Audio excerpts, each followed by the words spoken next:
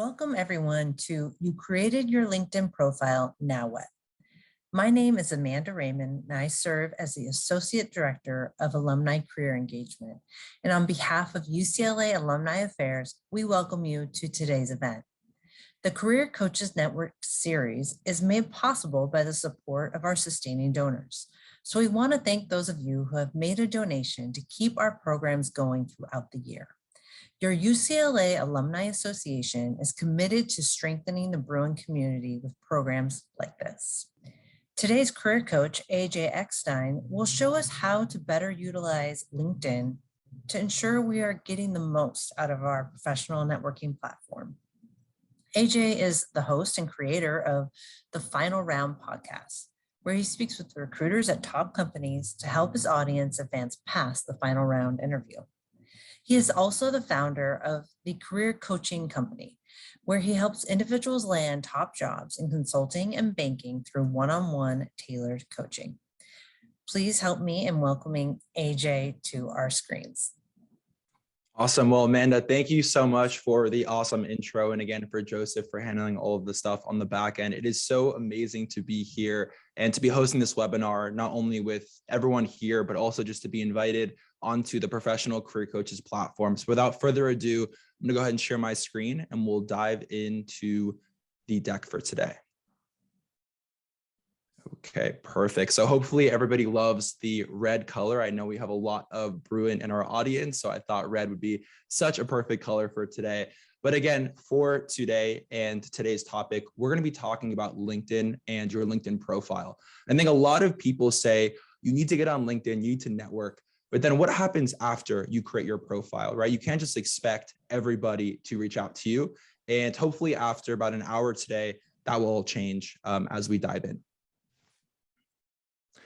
Okay, so before we dive into a couple of topics, starting with LinkedIn, I really want to hear where everyone's energy level is at. And my goal for today is not only to share the knowledge and experiences that I've learned being on the platform for the last few years, but also to really increase your energy level. And I'm going to try to make this as engaging, as fun, and really as thought-provoking as possible. So if you can please do me a favor, I'd love to create this engaging environment to throw a number in the chat, 1 being if you're sleeping and watching this in bed, or 10 being that you just had 10 Red Bulls and you're ready to go out and have fun. I'd love to hear where your energy level is at. And my goal for today is to get whatever number you put in, to get it to a 10 by the end of the session. I always try to come in and really just share energy and really share a great mindset.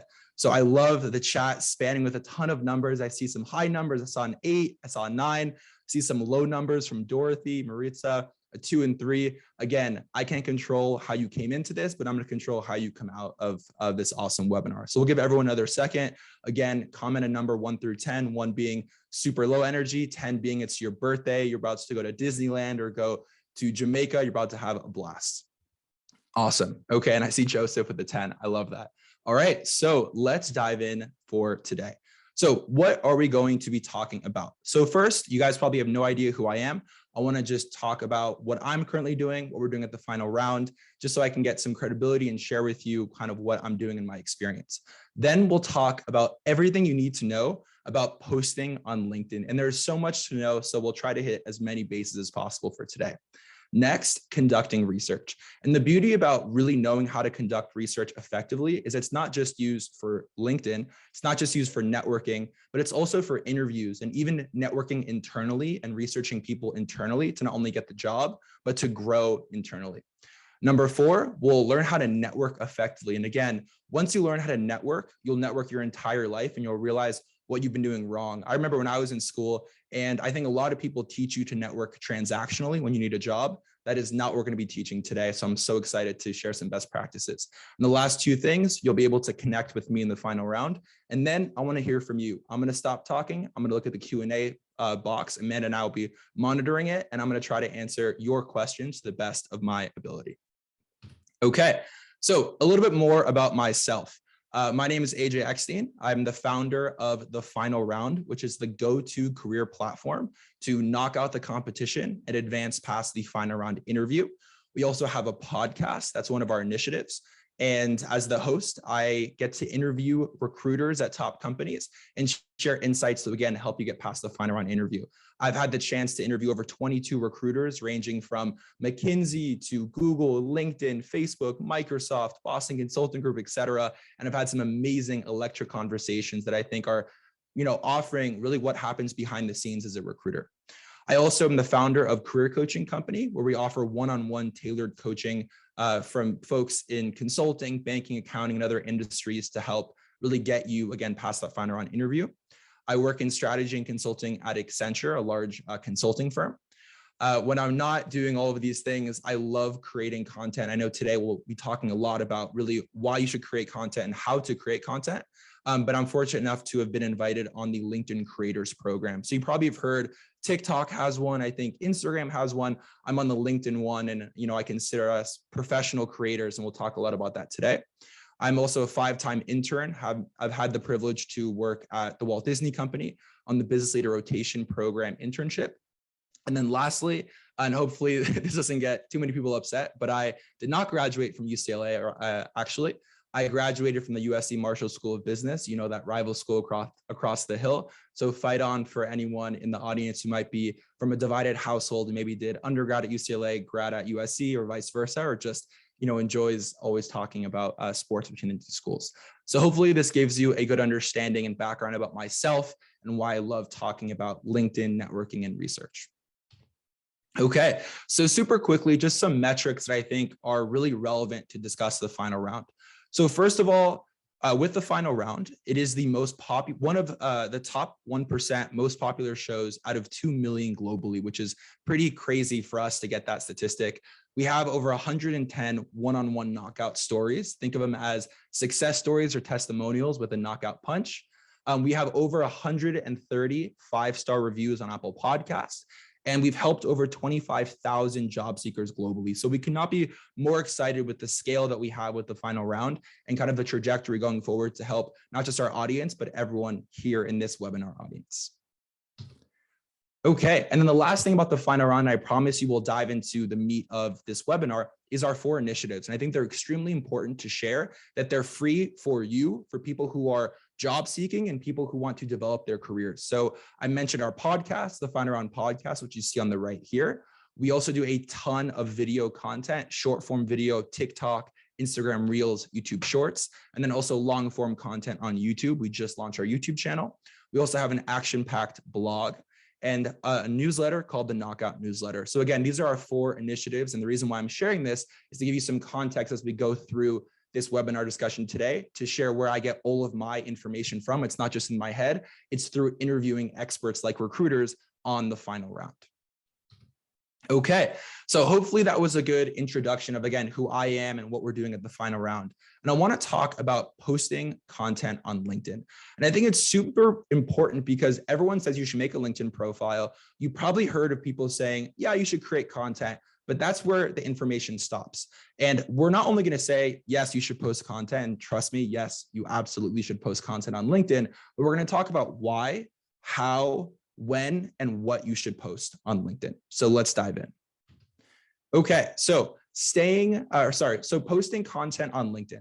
So the first thing is why you should post content on LinkedIn. And these are just 7 different categories that I've come up with that actually have impacted me and some results of me being active on the platform, not just creating a profile, but now actually pushing out content to my network and also my network's network. So starting with staying top of mind. If you think about a company, put yourself in the shoes of a recruiter or a hiring manager, and they're trying to hire new people and they're going to go out and recruit. Recruiting is a really expensive industry and service. So before they even blast that application out, they're going to start with their close network and they're going to think about who's top of mind, right? If I'm trying to hire someone who I need a social media manager, and there's this person I know of on LinkedIn, even if I've never met them before, but they're always posting about the up and coming trends to target Gen Z on different social media platforms like TikTok. And I need to target Gen Z as well. Who am I going to go to?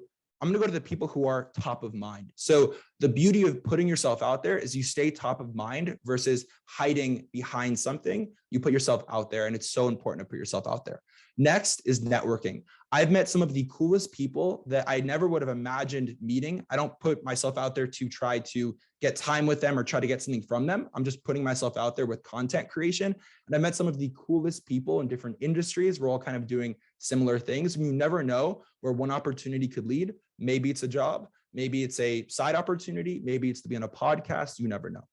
The next is thought leadership. So if you're someone who, let's say you are a marketing manager at Snapchat and you know about all of the upcoming marketing trends for upcoming social media platforms like Snapchat, you need to develop yourself as a thought leader. And yes, you have experience working full-time at Snapchat, but you need to put yourself out there and really share your authentic voice. And thought leadership is great. So if you think about actively creating content on LinkedIn, think of it like a personal blog that you're sharing with the world. And if you keep posting about a certain topic, you almost become a SME or subject matter expert in a certain topic without having to go to get a master's degree in marketing or whatever it may be. Because when I think about, who in my network knows marketing, oh, it's Marcus, who always talks about marketing and social media. So you become a thought leader as you talk about one niche or one subject many, many times. Next is dopamine. And of course, there are two parts to this. If you post something that goes viral, it does feel very good. I'm not going to say that, getting 1 million views on a piece of content doesn't feel good. Of course it feels good. But the real reason why you should post content on LinkedIn is you never know who sees it. And the most rewarding thing I get from creating content is people reach out and say, wow, AJ, if you didn't post X piece of content, I would not have done X, Y, and Z. And it's because of you doing this thing that I've done this other thing. And I think that it doesn't matter about the likes. It doesn't matter about the engagement, the comments. Just know that people are seeing it. And if you're creating content to help people, I promise you it will pay dividends. And it's a great way, at least for me, how I think about it, to give back in this world just a few minutes every single day. These last three here. So let's say that you actively post about a certain topic. Let's say the trends in investment banking, right? And you work in investment banking. Maybe your audience says, I love this so much, you should start a newsletter. Well, guess what? They will share their email address with you, and bam, you just collected email subscribers for a newsletter, and maybe you can monetize it down the road. The last two here, speaking and writing opportunities. So because I interview recruiters, not only do I get to interview recruiters, but other people who have career podcasts love to have me on their show to talk about what I've learned. So I've had a ton of speaking opportunities, for instance, this UCLA webinar being one of them. And the second is writing opportunities, right? People from, let's say, Forbes, Business Insider, TechCrunch, whatever it may be, even school publications asking for experts in a certain field, and they'd love to interview you. That's how you get those opportunities. And the last one here, and this is really up to you and how you want to leverage your audience, is selling products and services. If you're someone who already is trying to monetize, the best way to sell something is to listen to your audience, and that's with creating content and really knowing a certain skill. So again, taking a step back, this is why you should post. These are 7 awesome reasons why, and hopefully I've convinced you enough to at least get intrigued. And now let's talk about when you should post. Okay, so the first thing is that there is not one magical or golden time when you should post on LinkedIn. There are, however, some best practices of when people are most engaged and are most active on the platform. So you can see right here, this is a chart of the LinkedIn global engagement around the world. And as I go to the next slide here, I highlighted the 3 days of the week and the 3 times throughout the week that are the best to post. So Tuesday, Wednesday, and Thursday around 9, 10, and 11 a.m. your time zone are the best times to post on LinkedIn. And of course, if I say that, don't post on Friday at 2 p.m., that's not true. You can still have a great post. Just know that if you are trying to get the most engagement, try to follow when people are most active on the platform. And also you should think about where your audience lives, because I live in California right now, but maybe I'm trying to target my audience who's in South Africa, very different time zones. So make sure you're focusing on where your audience lives, what time they're at work, what time they're sleeping, and vice versa. Okay, so we discussed when you should post, but now let's talk about what you should post. So this mini section is broken out into 2 parts. So it's called content stance and then content structure.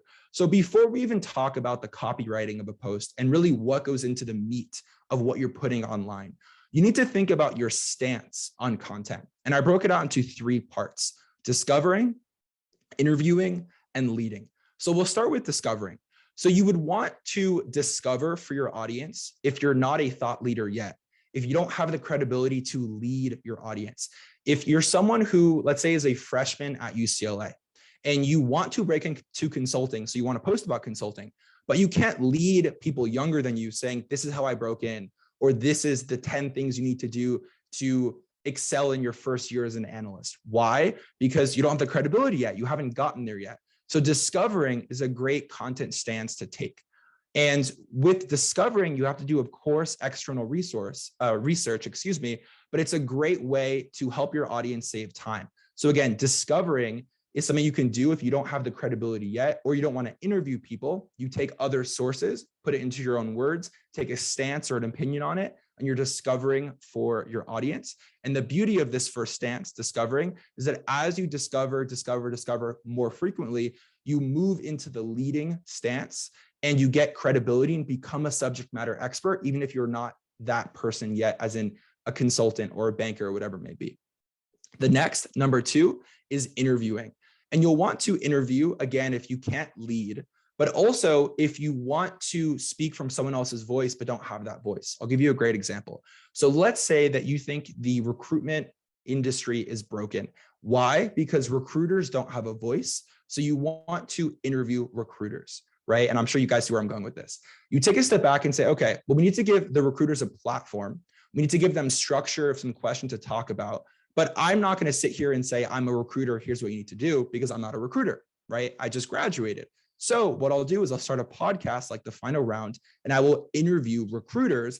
And guess what? I can talk about what I learned on the podcast working with recruiters. So that's interviewing. And lastly, leading. So you're really only able to lead if you have the credibility.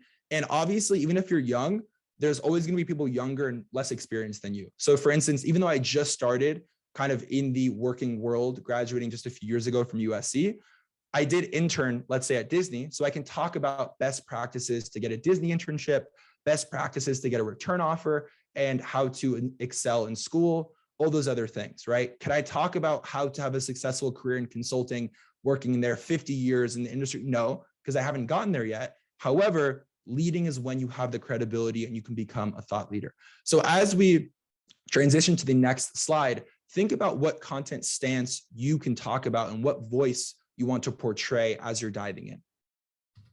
Okay, so I'm going to give you guys a really quick example from number 2, interviewing. And again, the analogy I was giving was actually what I am doing right now with The Final Round.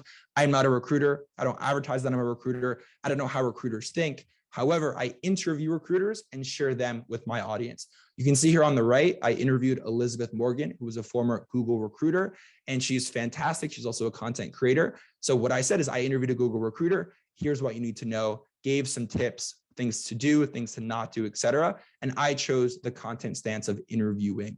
I've done it so many times now that I'm almost in between interviewing and leading, but it's a great stance to take, and all 3 are fantastic. Just make sure you know which stance you want to do before you dive in.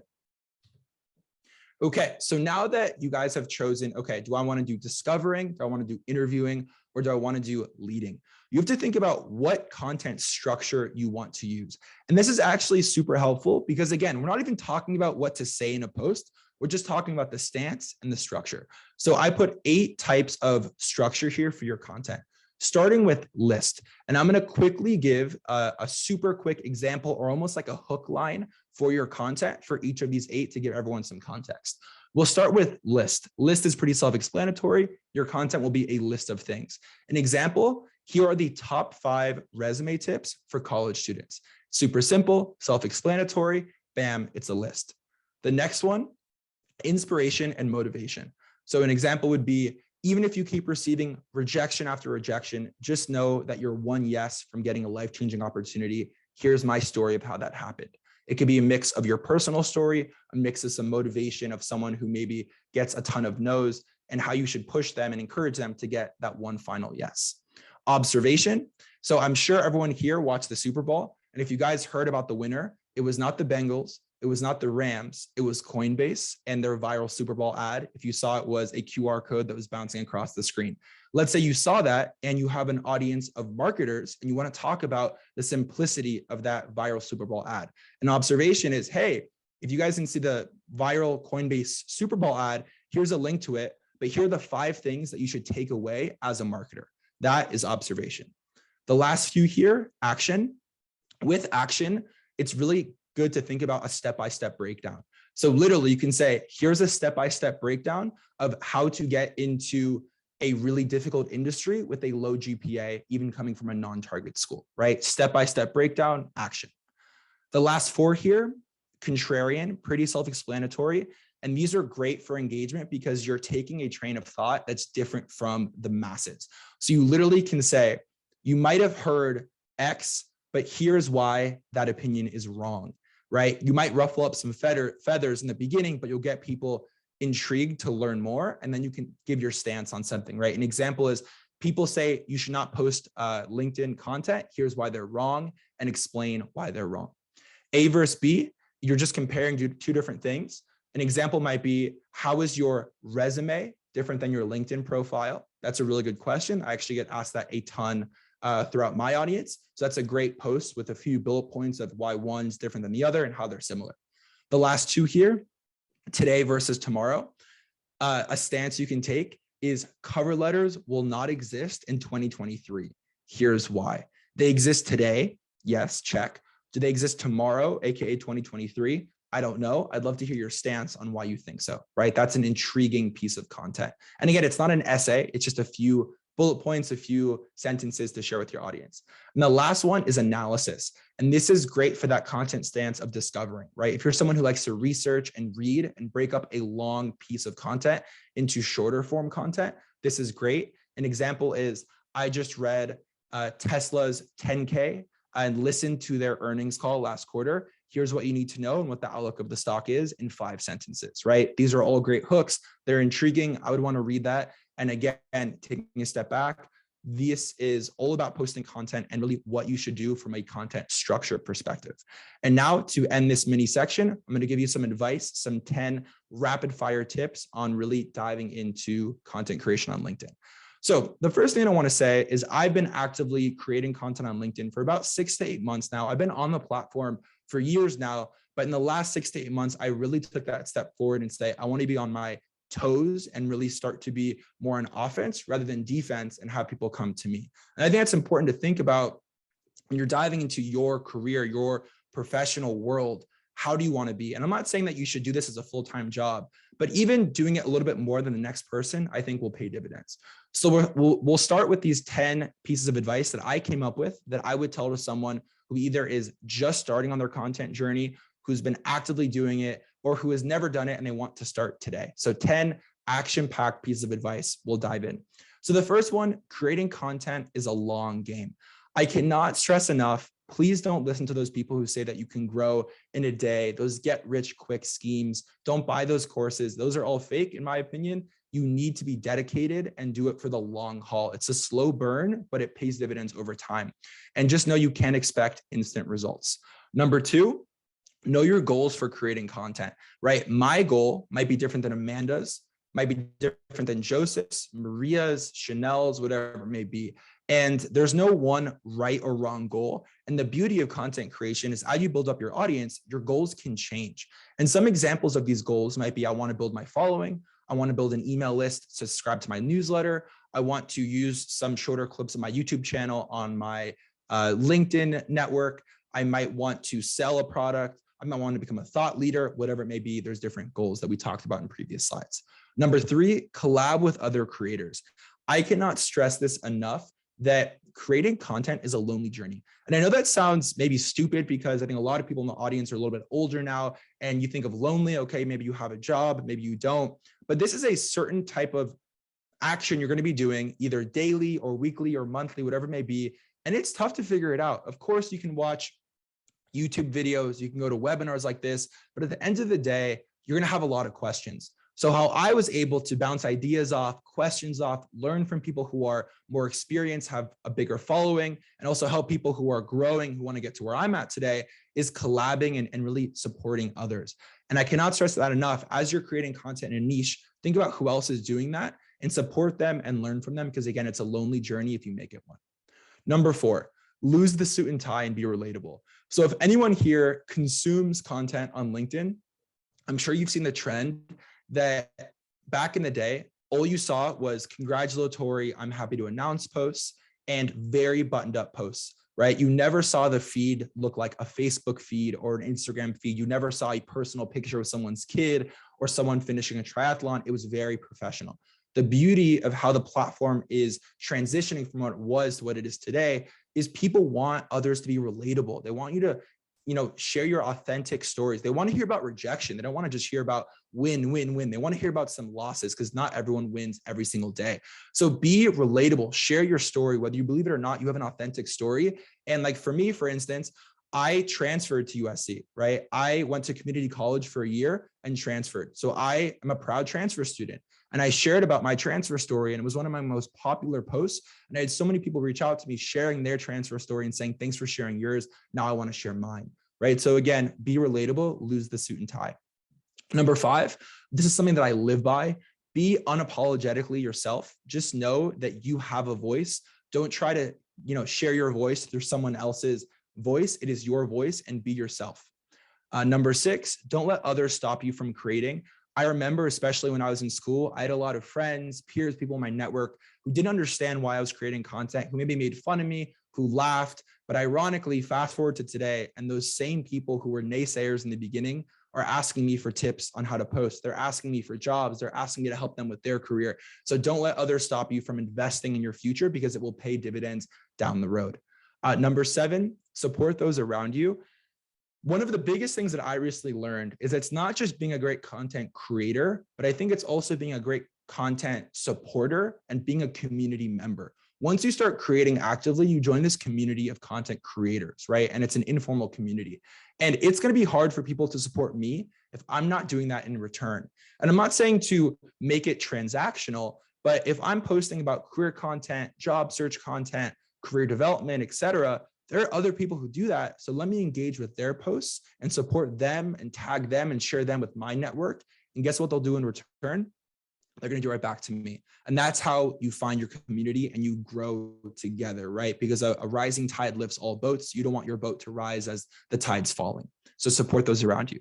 The last 3 here, number 8, be aware of your world and notice trends. So a really common question that I get is, how do you create content? How do you sit there? Like, do you sit there on a Sunday for 2 hours and just say, you know what, AJ, I'm going to sit here and create content for an hour? No, what I actually do is I'm very aware with what's going on. So let's say that I have 5 people reach out to me from this webinar, let's say, and they all say, hi, comma, and then they give their pitch or whatever it is in the add a note when you connect with someone on LinkedIn.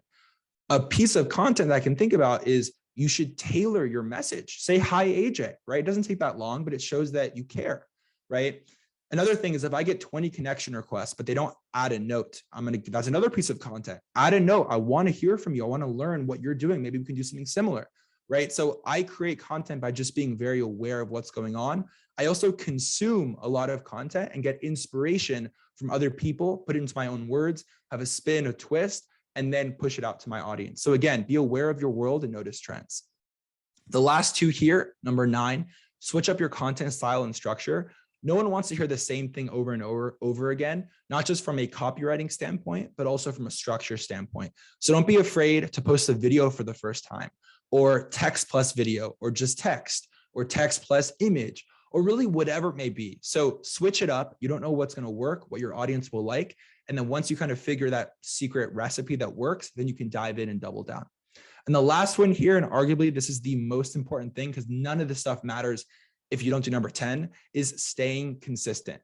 Not only because the LinkedIn algorithm pushes content and pushes content creators who are consistent. They want to reward people who are actively posting on the platform, but also your audience will show up for you if you show up for them. So stay consistent. That's probably the biggest takeaway out of these 10 tips of advice on posting content on LinkedIn. And now you're probably wondering, hopefully you're fired up. And if you put a 1 for what your energy level is at least it must be a 5 or 6, in my opinion. You're fired up. You want to go on LinkedIn right now and post your first post or post your 10th post, your 100th post, and keep going. You're asking yourself, where do you start? I think the best place to start is with posting a LinkedIn poll. If you're someone who consumes content, you've probably seen that a lot of polls get shared around LinkedIn. but not everyone is a very thoughtful one. It does not take a long time. You can see here, these are 2 screenshots from some polls that I made. Look in the bottom left corner, some fantastic engagement, 50, 70, 100,000 people have seen this poll, have engaged with it. And it could either be a question that someone asks you or you're wondering, or it could be a common question that turns into a debate. So example on the left, when job searching, is it better to network with recruiters or hiring managers? I'm sure you're probably wondering, whoa, that's a really good question. And you can see here it was kind of split, right? More people said hiring managers, but then the next question that came from this was, how do you find the hiring managers? They're not listed on job applications. Well, guess what? My next post was, here are 5 tips on how to find hiring managers. So it's all a cycle, be consistent. On the right here, I've had so many people reach out to me say, is my GPA more important? Should I get involved? How do I balance everything? I'm a huge advocate of getting involved, and I think that's way more important than your GPA. Yes, GPA is important, but we all know UCLA classes, USC classes, whatever it may be, are challenging. And the real way to differentiate yourself is getting involved on campus, in your community, taking on a side project like a podcast. All those are important. And you can see here, pretty astounding answer. 86% of people said leadership is more important than GPA. So again, start with a poll. It gets great engagement, and the LinkedIn algorithm will push it because all you have to have is people hit an option, right? Yes, no, maybe, leadership, GPA, other, rather than liking it, engaging it, commenting it. So again, the biggest takeaway, be consistent. And I would say start with a LinkedIn poll and even tag me when you want to post this tomorrow, or even tonight, if you're that excited, if you're at a 10 on the energy scale, and think about a really good question to ask and spark debate, spark conversation, spark engagement. Okay, fantastic. So hopefully, again, everyone's energized. We're moving towards the second topic for today's webinar, conducting research. And again, I want to say that I understand, and we saw kind of what demographics are in the audience. And we know people are a little bit younger, maybe they're in school right now, maybe people who graduated, maybe people in the mid or later part of their careers. This is one of the biggest skills. If you're a good researcher, it really is everything. So this is relevant, not just to get a job, but to advance in your career.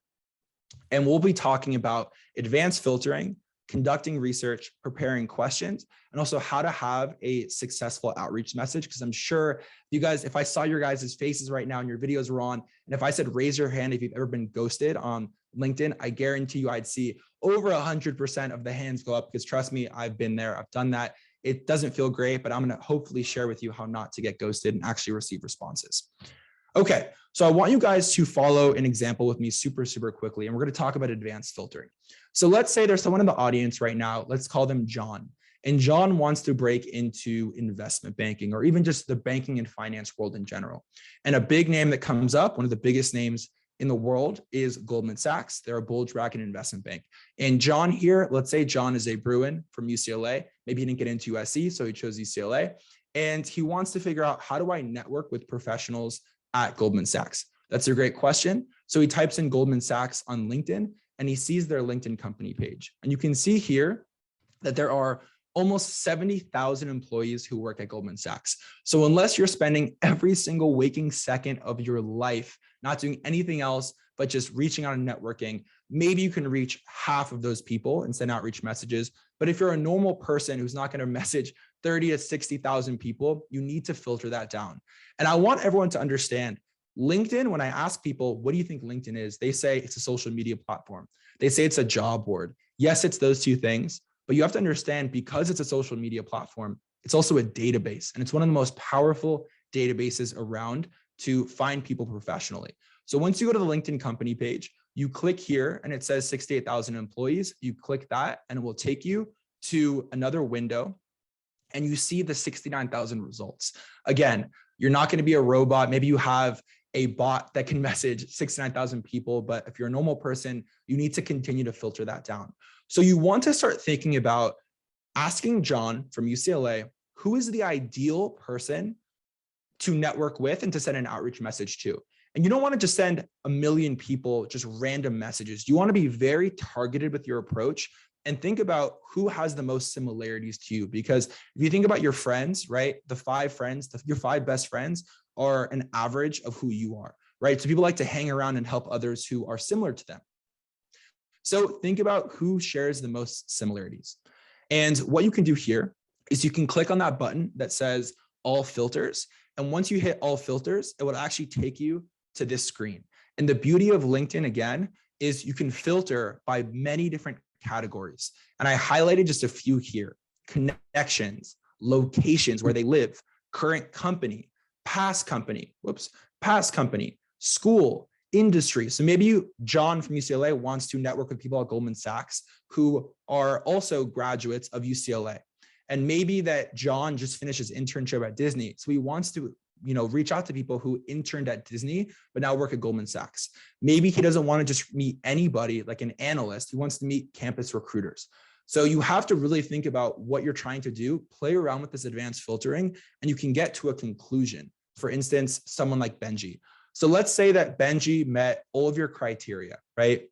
He's a campus recruiter. And let's say that instead of University of Maryland, he transferred schools, ended up graduating from UCLA. And guess what? He was a campus recruiter at Disney. He's worked at Goldman Sachs, Accenture, RBC, Morgan Stanley, and 10 other companies, right? Now you've found the right point of contact. I think the first biggest mistake of why people don't hear back from others is that they're not reaching out to the right person, right? It can't just be a cold outreach message. It should be very targeted and tailored to who you're reaching out to.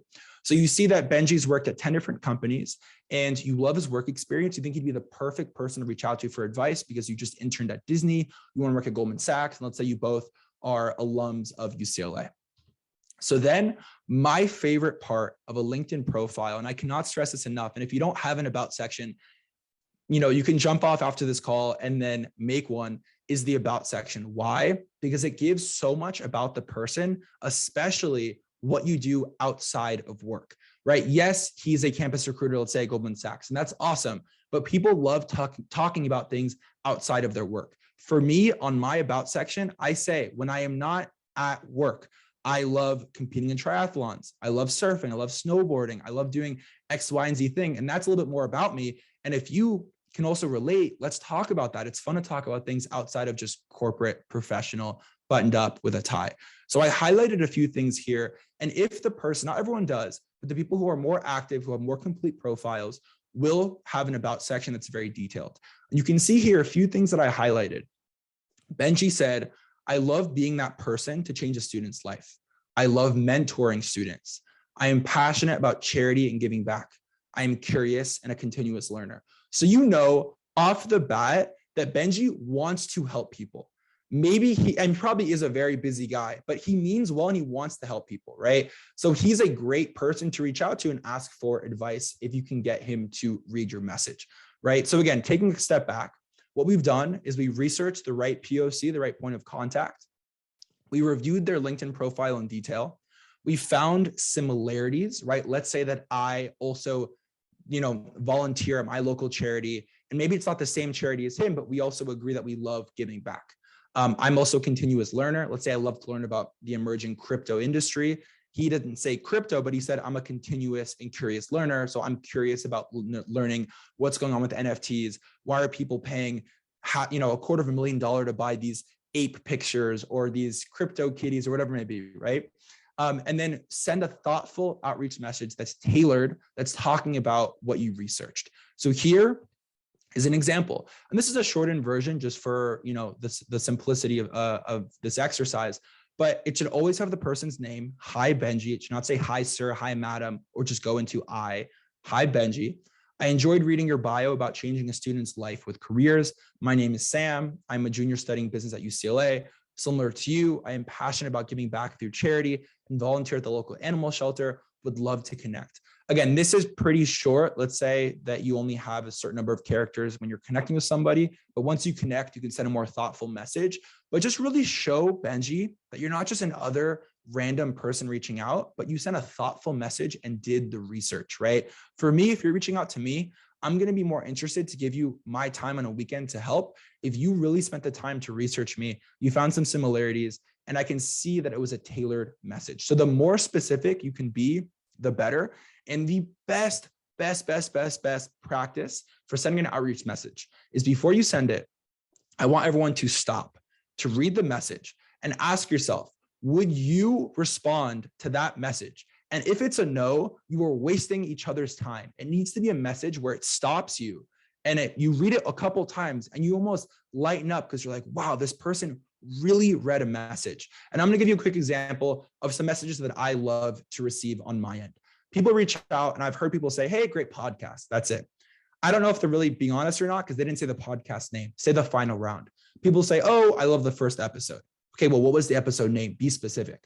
I loved episode 1 with the BCG recruiter, Bruce Mullen from the final round. Okay, great. What was your favorite quote? And you don't have to be this specific, but the more specific you are, the higher chances people at least will respond. Maybe they're too busy. They say reach out in 2 months, but this will increase your chances of getting responses.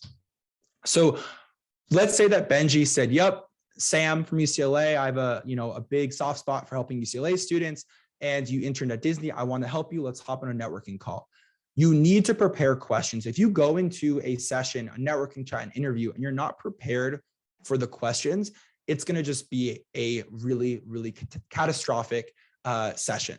And maybe it's not catastrophic, but you want to jump off the page. And at the end of an interview, we'll have time to ask questions to the recruiter or hiring manager, or even in a networking chat. I want to be blown away by how thoughtful and how outside of the box your questions were. So the 2 places you need to look, you need to 1, research the company that person works for or works at.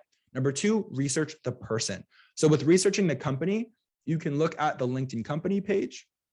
You can look at the company website. I love looking at the about page and the news page. Google the news, research the company, type in Goldman Sachs on Google, go to the news tab and see when they came up on the news. And then researching the person. We just went through LinkedIn. You could do a extreme deep dive into what they're doing on their LinkedIn profile. You could do a Google search, type in Benji Spiro. And then what I love to do that no one else does is on their LinkedIn, you can hit a button that says review their content activity. So you can see what they're liking, what they're commenting, but especially if they're content creators, you can see what they've posted and you can engage with their content. And that's another great way to become a warmer lead than just reaching out blindly. If you engage with them, comment with them, they're going to see it. I promise you. So if you do all this, and let's say you listen to Age's advice, hopefully you have a very successful outcome, and then bam, you achieved your goal, whatever that goal may be. My goal, and what I call a win, is that I got Benji on our podcast, the final round. He's a recruiter at Walmart, Goldman, Disney, etc. We got him on episode 19. So if you want to quickly, if you're not on your phone right now and you have your phone on your table or on your bed, whatever it is, and snag a picture of that QR code, it will take you to our website, episode 19. And we post audio on Apple Podcasts, Spotify, Google, every other podcasting platform out there. We're also on YouTube, and we have the video content from that interview and all of the best tips, tricks, and highlight quotes. So I'll give everyone another second. And as you're doing that, again, the biggest thing I can recommend is if the people that you're reaching out to are content creators and you go to their activity section on their LinkedIn profile, engage with their content. For me, yes, there's a lot of people engaging, but it's very obvious who always shows up and supports me. And maybe at first, if they were to reach out and say, hey, can I have 10 minutes of your time? I want to ask you a question. I probably would have said no. But if they continue to support me and how they're giving me value is commenting, engaging, liking my content, I promise you I'm going to be more intrigued to help that person because now we're almost friends. We've never spoken to each other, never messaged each other, but the name rings a bell. And when the name rings a bell, you're top of mind. And I want to help you versus this random person who spent no time or effort really building that relationship. So if you haven't already, grab a quick pic of this QR code, scan it, take you to episode 19 with Benji, and we'll move on to networking effectively. Okay, so networking effectively. So what we'll do for this mini section is we'll talk about the 10 best networking practices and also how to provide value when networking. Let's dive in. So the 10 best practices, and I want to also share that these were not just taken from some article online or some video that I watched. These are from my personal life. And I'm someone who, a joke that I always say is if you can't find me, I'm networking. And I love to meet new people. And I think the biggest misconception with networking is that you need to network transactionally, and that cannot be further from the truth. So we'll dive into the first one, number 1, and also realize that when people think of networking, they think of getting a job. That's also not true. I do so much networking internally, working in consulting, trying to get the best projects, trying to meet the coolest people, having the most supportive managers, getting on the coolest client accounts. And that is only done because I have a strong network at my company. So it's not just networking to get into a school or networking to get into a company. but then it's how to grow and develop your career. And that starts with networking early. So with networking early, the biggest thing that I can share is network when you don't need anything. I don't want to reach out to Amanda or Joseph and say, hey, Amanda, I saw you work at Google. I'm from UCLA, love to chat, yada, yada, yada. And then it's very obvious that I'm eager for a referral, or I'm just asking for something. I want a resume review, whatever it may be, right? The best time to network is when you don't need anything. I'm a freshman, I'm a sophomore, I'm not eligible for opportunities yet, but I just want to say, hey, Amanda, we're from the same hometown, went to the same high school. I saw you were on the volleyball team. I was on the volleyball team as well. Would love to chat for 15 minutes and hear, any advice about UCLA and then conquering the real world. We talk. A year or two later, I reach back out and it's an organic flow. Then when I need something or she needs something, it's okay, right? So network early if possible. The next one, support the other person. And this is awesome because you never know how you can support someone. So for me, if I'm on a call with someone and they say, I love your podcast, I want to talk to you about what you think about recruiters and best practices, and we chat. And at the end, they say, how can I support you? I'm not looking for them to refer me for something. I'm not looking for them to give me money or anything like that. I might say, hey, if you left a review on Apple Podcasts or on Google, right? You said you love the podcast, that'd be supporting me. It's quick, it's simple, it helps me, and I just help them. So support the other person when possible. Number 3, have a targeted approach rather than rapid fire. So again, don't try to network with 100 people, network with 5 or 10 and build really strong relationships and send those tailored outreach messages, no templates. Number 4, same thing. You really want to be thoughtful with your message. Take a step back and say, if you were to read that message, would you respond? That's the biggest takeaway from number 4. Number 5, this is a really good networking hack, a good trick. Create a calendar link for easier scheduling. The most annoying thing is if someone catches me and I'm going to help them and they need some help and we go back and forth for an hour on scheduling and I need to do this, I need to reschedule. Does Friday at 4 p.m. work? Okay. Is that East Coast time, PST, whatever it may be? Calendar links are amazing. The best one that I use, and there's a free version, it's called Calendly, Calendly. And you set up your entire calendar, it links with your own calendar, and it's super easy to set up. It also looks very professional and it saves both of us time. So use a calendar link. Number 6, research the company and the person in detail. Like we said, the LinkedIn company page, their LinkedIn profile, that will show that you are thoughtful when reaching out and asking questions. Number 7, ask thought-provoking questions. You only can do this if you do number 6 right, which is research like crazy. Number 8, take notes during networking calls. The biggest pet peeve I have when I give up someone of my time is we chat, we have a great conversation. I'd love to continue to follow this person's journey. Let's say they're a little bit younger than me, and I never hear from them again. Or they reach back out in 6 months and I say, I don't remember you. What did we talk about? We hop on the call and it's like doing the same conversation again. You need to start where you ended, not start from scratch. So take notes, remember what we talked about, and then make sure you send a follow-up thank you email, which is number 9, and say, hey, Jay, thanks so much for giving the best pieces of advice from episode number 5 with X Recruiter. Have fun in Jamaica this weekend for that bachelor party. And, we'll talk in 3 months, like you said, and we'll touch base about my internship. So I know exactly where we left off. And when we start off, we'll start from where we ended. Very, very important. And the last one here, number 10, is stay in touch and continue to build a relationship. Again, if people are giving you their time, they want to hear from you, they want to grow with you, they want to mentor you. So stay in touch. And it can even be as simple as, hey, Amanda, how are you? Hope all is well. What's new? Over a message. It could be a voice message. It could be, hey, Amanda, saw that you posted a piece of content about, advice for transfer students. I just came across AJ piece of content, sharing that with you. Hope that gives you some value, right? That's value. That is staying in touch. That's building a relationship. These are the 10 best practices. And one of the last parts here, providing value. A big question that I often get, especially for some of the younger folks in my audience, is how do I provide value to the other person if I'm younger, if I have no experience, if I'm just starting off in my career and I have nothing to give them, right? Well, I think the first mistake with that is that you're thinking about networking as a transaction. You need to know it is not a transaction, right? So here are some ways that you can provide value for them in a non-transactional way. You can feature them in a post on LinkedIn and tag them and say, wow, I just met with AJ. That was awesome. Here are some things he shared I want to share with my audience.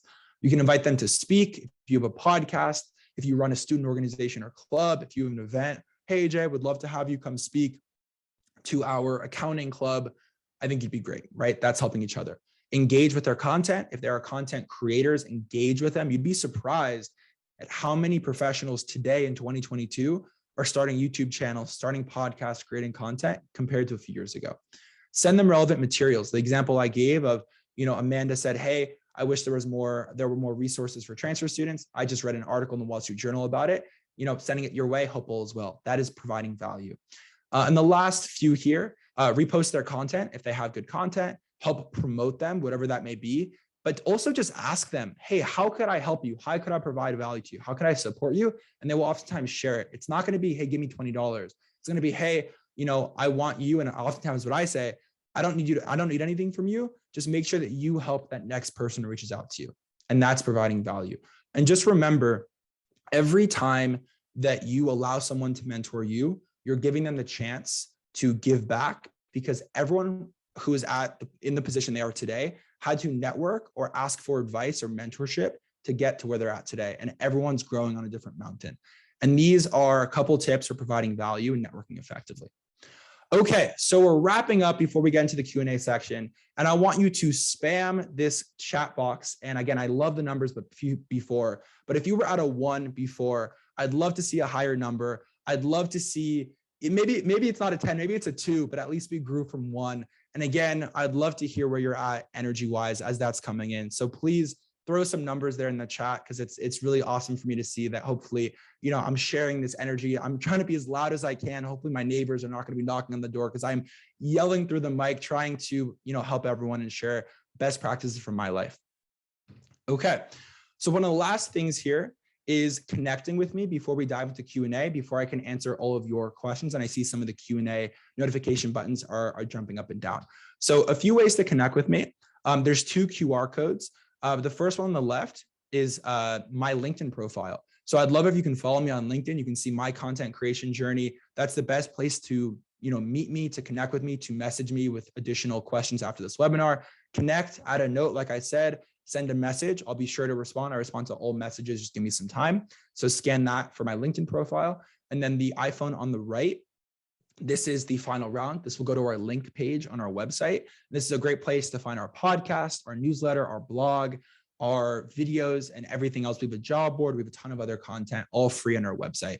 And maybe you say, I don't want the website. I want to connect with you or follow you on social media. Guess what? We're on TikTok, Instagram, LinkedIn, YouTube, Facebook, then next 10 social media platforms. We're everywhere. Scan the final round logo to get all of those links. So I'm going to leave this up for a second. If you haven't grabbed a couple QR code pics, and I want to now talk about some Q&A. And for Q&A, I'm going to make sure to leave the Connect Me slide up. So if you guys haven't already, you guys have some time. I'm going to throw it back over to Amanda to read some of our Q&A questions, and I'll try to answer them to the best of my ability. Great. Thank you so much. It was a great presentation. And yeah, we have some questions here. The first one, just a question about how do you decide whether you're going to invest in doing a premium account versus a regular account? What's your opinion on that? That's a great question. And I would say that oftentimes LinkedIn is mostly targeting people in sales and recruiters, right? There's a sales navigator, there's a whole different platform. I was able to get through the recruitment process, get through college without ever having to purchase, LinkedIn. So I'm not saying it's not helpful. It is helpful because you get a better and stronger database. Sometimes you kind of run out of searches, and also it gives you some more what are called in-mails, which means that if I'm trying to connect with Amanda and she's a third connection and no one in my network is connected with her, I can send her a direct message. What I would say though, and you get a couple more if you purchase a plan, what I would say is build your network so you have more people in your network. She'll become a second connection because someone in my network knows her, and then I'll send a connection request with a note. And that is how you get around paying for LinkedIn. So if you want to pay for it, great. But personally, I am not going to be as inclined to respond to an in-mail because I get a lot of spam sales messages with in-mail versus like job seekers asking for advice, and just try to do it strategically. If you have to resort to in-mail, I would say try to find their email. Most people's emails are public online, and shoot them a cold email. Okay, thanks. Now, the next question is a pretty common question that a lot of people have. How much info should I include under my job position on my LinkedIn account profile? And what type of information do you think is important to list on there? Yeah, it's a great question. So I'm assuming they're talking about their work experience. And what Yes. I would say is you want to be specific, but you don't want it to be an essay. And I think, and I gave the example during the webinar of how is your resume different than your LinkedIn profile? And I'll just quickly answer that because I think that's very relevant. Your resume should be much more detailed, have way more data, way more numbers, way more impact driven. Your LinkedIn is more high level, and you don't have to have, in my opinion, as many detailed numbers and data.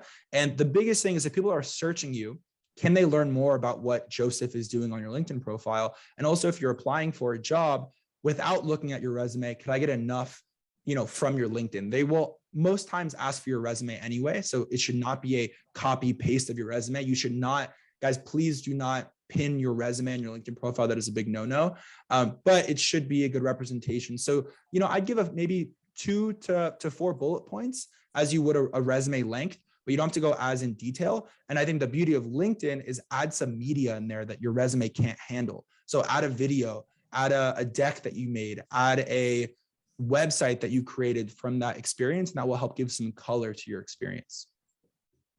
Great.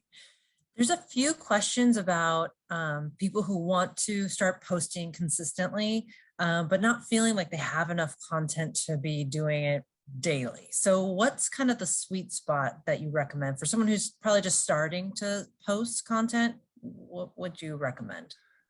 The best piece of advice, and this might be a cop out, honestly, but you have to just start. You can think about, and we talked a lot about ways to structure and to think about it, but just put some words on a page and just hit submit or post or whatever the exact wording is. Why? Because it's a little bit nerve-wracking to put yourself out there. But once you get in the groove of putting yourself out there and you meet other people who are also maybe struggling with you, it becomes way, way, way easier. And you do not have to post 5 times a day, every day for the rest of your life. Try and just really commit to 1 post a week and just get comfortable. If that's too easy, do 2 or 3 posts a week. And as you get more comfortable, you'll add it to your routine. Like for me, I have a certain day and time when I create the content, when I post it, when I engage with others. And it's almost like brushing my teeth at this point, right? I don't think twice about the content. I know it's going to be helpful for people. That's how I do it. So when I started off, that's not how I did it, but I slowly matured and grew with my content creation. So the biggest piece of advice is just start, put some words on a page. If it's going to help someone, post it. And then kind of building off of that, the length of a post. Is there too long post, too short? Is there a sweet spot there? It's another great question. I think every great content creator is also an avid content consumer. So literally, as you're going through your LinkedIn feed and you're scrolling and something stops you, what stopped you? Was it the picture, the video? Was it the hook? That's what we call content creators, what we call the first line. The hook is meant to stop you in your tracks and to stop scrolling. Then there are about 1 to 2 more lines, and then you have to press see more. When you press see more, it expands. When it expands, what intrigues you to get to the bottom? Is it 2 sentences? Is it 20 sentences?